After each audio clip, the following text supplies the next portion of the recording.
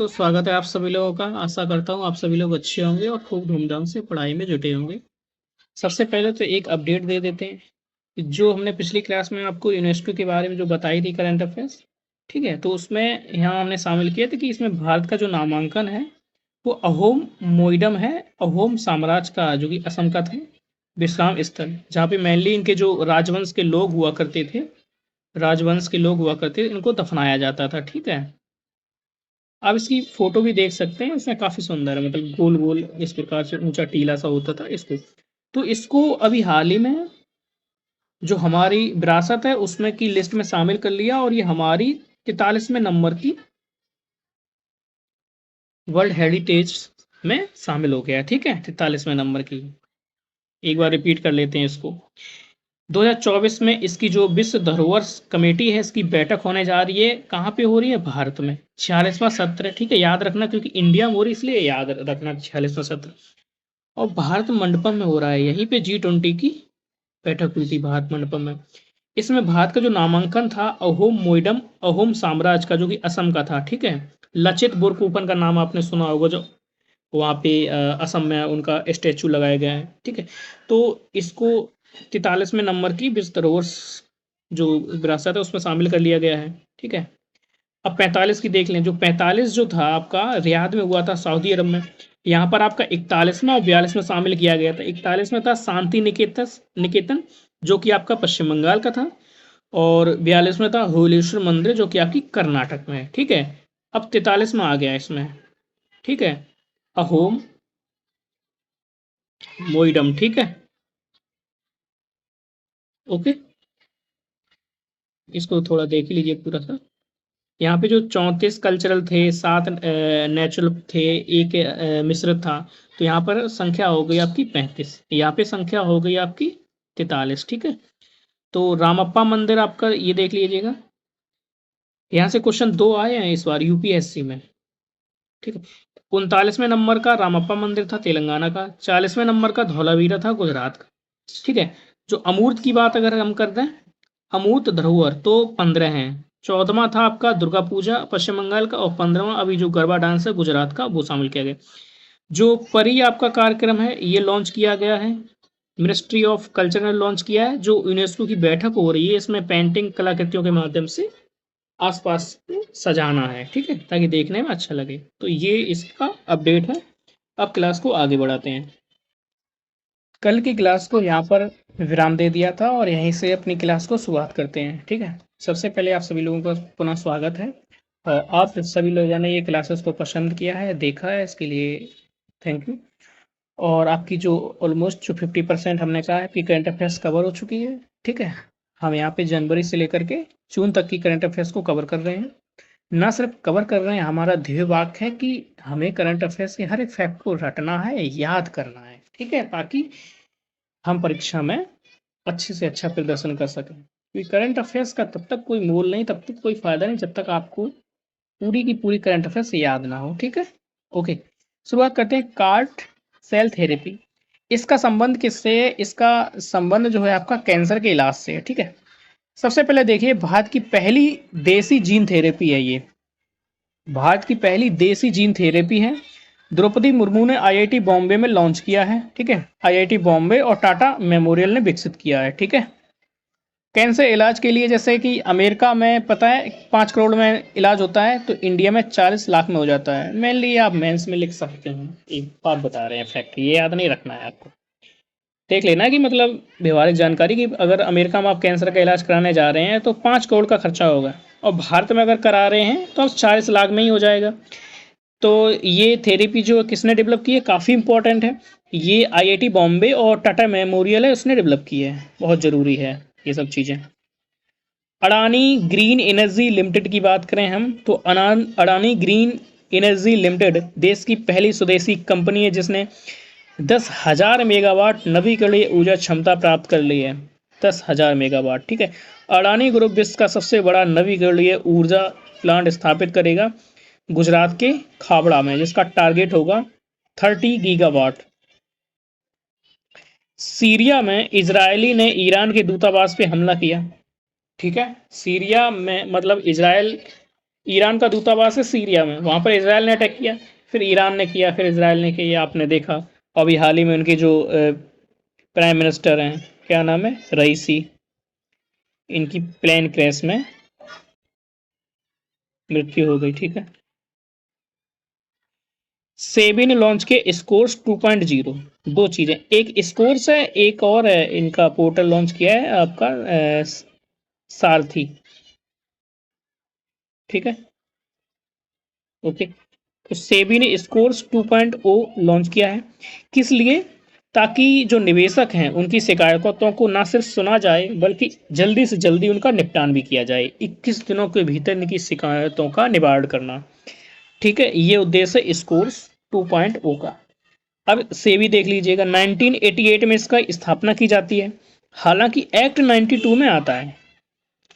88 में स्थापना तो हो जाती है, लेकिन 92 में 4 वर्ष बाद एक्ट आता है।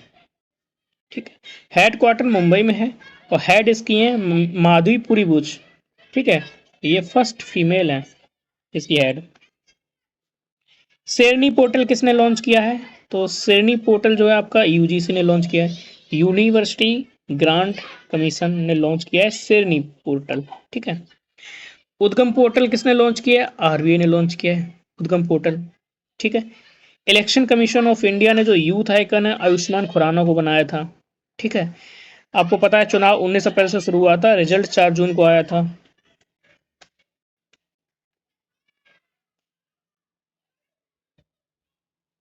ये भी आपने देखा होगा नीट। ओके। जुआन विंसेंट, जुआन विंसेंट 114 वर्ष की आयु में इनका निधन हुआ है। वेनेजुएला के रहने वाले थे, जो कि साउथ अमेरिका का एक कंट्री है। ठीक है। तेल भी यहाँ पे काफ़ी मात्रा में मिलता है। तो वर्ल्ड के सबसे ज़्यादा ये बुजुर्ग बन गए हैं, मतलब सबसे ज़्यादा बुजुर्ग, सबसे ज़्यादा उम्र हो गई 114 वर्ष। जुआन विंसेंट। देविका क्या है? एआई सॉफ्टवेयर है देविका आपका, ये देखिएगा। देविका क्या है? एआई सॉफ्टवेयर इंजीनियर है केरल में। ठीक है। एक आपका डैनिन है, डैनिन, ये आपका यूएसए का है। ठीक है। तो यूएसए के काउंटर में यूएसए का जो सॉफ्टवेयर इंजीनियर, हाँ ये दिया गया है। जो डैनिन है अमेरिका का सॉफ्टवेयर इंजीनियर है एआई। ठीक है। एआई यानी मशीन है।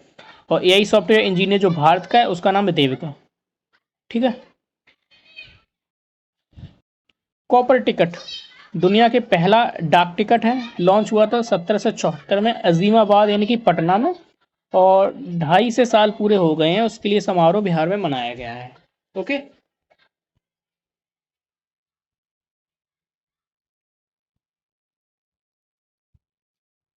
तो ये क्या था, बाद में देख लेंगे इसको। ठीक है। भारत के दूसरे पीएम बन चुके हैं जो इंदिरा गांधी पहले नंबर पे, ये कोई आपका पुरस्कार है। ठीक है। News week of the year, हाँ न्यूज वीक वाला है। तो पहले नंबर पे पहली बार इंदिरा गांधी 1966 में आई थी, 2024 में मोदी जी इसमें आ गए। ठीक है। तो मोदी ने अपने साक्षात्कार में कई बातें कही हैं, आर्टिकल 370 का जिक्र किया है, G20 के जो भारत मंडपम में बैठे हुए उसका जिक्र किया है, फार्मूला 1 रेस हुई, चुनाव की बात की, मोटो जीपी रेस जो नोएडा में हुई थी, मार्को बेचेजी इटली के हैं वो जीते थे। ठीक है। अब संयुक्त राष्ट्र संघ की थोड़ी बात कर लें। यूएनओ, यूएनओ का जो हेडक्वार्टर है न्यूयॉर्क में है। ठीक। अमेरिका के न्यूयॉर्क में हेडक्वार्टर है यूएनओ का। कहाँ पर है? मैनहट्टन द्वीप है, उसी पर न्यूयॉर्क स्थापित है। ठीक। स्थापना कब होती है? तो 24 अक्टूबर 1945 में इसकी स्थापना होती है। 193 इसके मेंबर हैं और साउथ सूडान इसका नवीनतम मेंबर है। 6 अंग हैं कुल मिलाकर। अच्छा, डब्ल्यूटीओ का नवीनतम मेंबर कौन है? तो वह है आपका अफगानिस्तान। ये इंपॉर्टेंट है, अभी हाल ही में किसी परीक्षा में आया हुआ था। ठीक है। तो ये है आपका books and copyright day.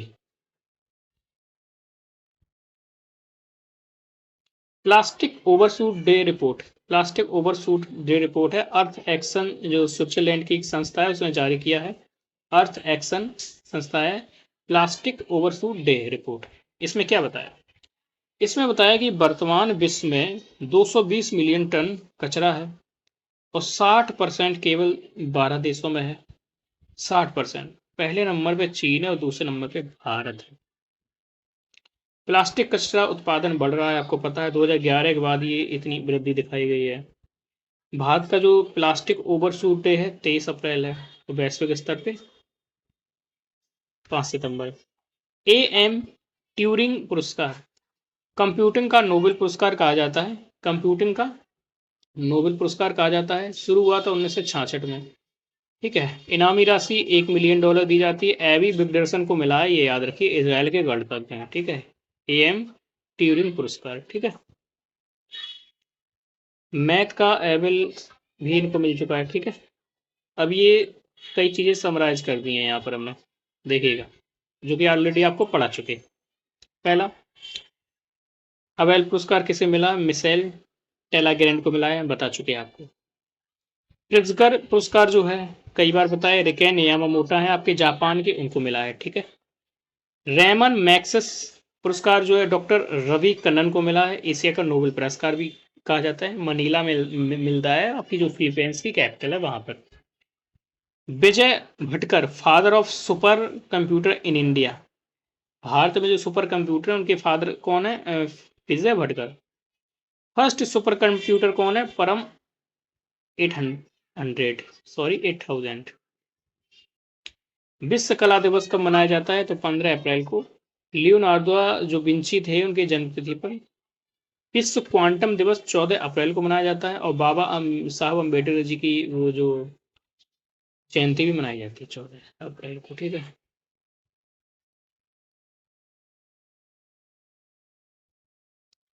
Classical dance देख लीजिएगा, अब कुल मिलाकर के 8 क्लासिकल डांस है। सबसे पुराना है भरतनाट्यम, तमिलनाडु का, इसी को सादर अट्टम भी कहते हैं।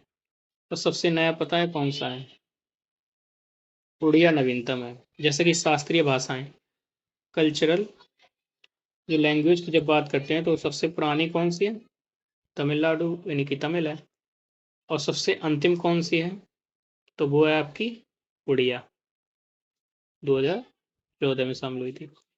इसी प्रकार से उड़िया इसमें भी नवीनतम है। ठीक है। शास्त्रीय उसमें देखिए, आप देख लीजिएगा। सॉरी, गलत हो गया, थोड़ा सा मिस्टेक हो गया, बताते हैं। भरतनाट्यम सबसे पुराना है तमिलनाडु का, इसे सादर अट्टम भी कहते हैं। ठीक है। कुचिपुड़ी जो है आंध्र प्रदेश में का शास्त्रीय नृत्य है। कथक तो उत्तर प्रदेश का है ही। ठीक है। बिरजू महाराज संबंधित है इससे, हालांकि उनका देहांत हो गया। कथकली जो केरल का है आपका, मोहिनी अट्टम भी केरल का है। मणिपुरी मणिपुर का, उड़ीसी उड़ीसा का है। और सत्रिय जो असम का है, ये नया है सबसे। ठीक है। शास्त्रीय नृत्य सबसे पुराना भरतनाट्यम तमिलनाडु का, और सत्रिय असम का सबसे नया है। और जो शास्त्रीय भाषाएं हैं तो उसमें जो ये देख लीजिएगा, यहाँ दिखाया था मैंने, तमिल सबसे पुरानी शास्त्रीय भाषा है और वहीं उड़िया नवीनतम है। ठीक है। कुछ वाद्य यंत्र है उससे संबंधित लोग हैं, उनको याद रखिएगा। जैसे पंडित रविशंकर जो हैं सितार से संबंधित हैं। भजन सोपारी हैं संतूर से हैं। हरि प्रसाद चौरसिया और पन्नालाल घोष बांसुरी से संबंधित है। पंडित शिव कुमार हैं जो संतूर से हैं। जाकिर हुसैन और किशन महाराज तबला से संबंधित हैं, तबला वादक हैं। ये कुछ देख लीजिएगा।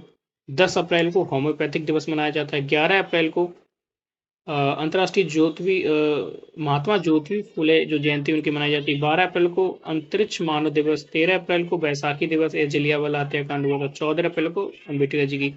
17 अप्रैल को हीमोफीलिया मनाया जाता है। 18 अप्रैल को हेरिटेज। 21 अप्रैल को सिविल सर्विस डे। 22 अप्रैल को अर्थ डे। 23 अप्रैल को बुक्स एंड कॉपीराइट डे। 24 अप्रैल को पंचायती राज दिवस। 25 को विश्व मलेरिया दिवस। ठीक है। ये याद कर लीजिएगा, इंपॉर्टेंट है सारे के सारे। सलमान रश्दी की बात करें तो सलमान रश्दी ने अभी एक नाइफ संस्करण है उसको जारी किया है अपना, क्योंकि इनके ऊपर चाकू लेकर हमला कर दिया था किसी ने, तो इनकी इसी दुर्घटना में इनकी एक आंख भी नष्ट हो गई है। तो इन्होंने लिखा है कि स्वयं पर चाकू से हमले को दिखाया गया है इसमें। ठीक है।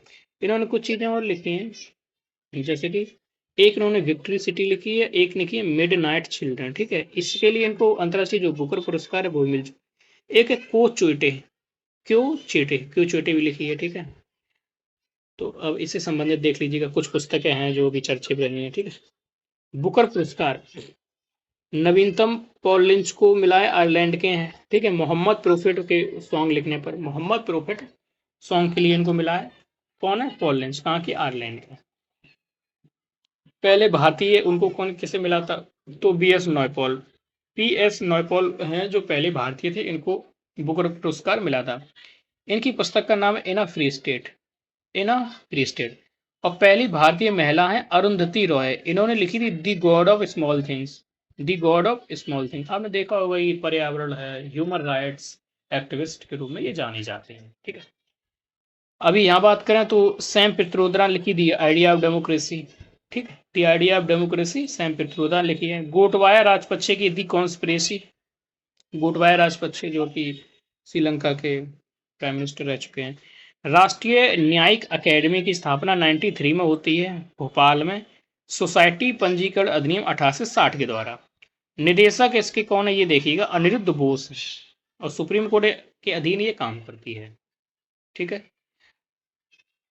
आज की क्लास को यहीं पर रोकते हैं, थोड़ा सा थकावट महसूस हो रही है, अगले मिलते हैं। ठीक है, चैनल को सब्सक्राइब कर लीजिएगा, लाइक कर दीजिए क्लास को। Thank you, all the best.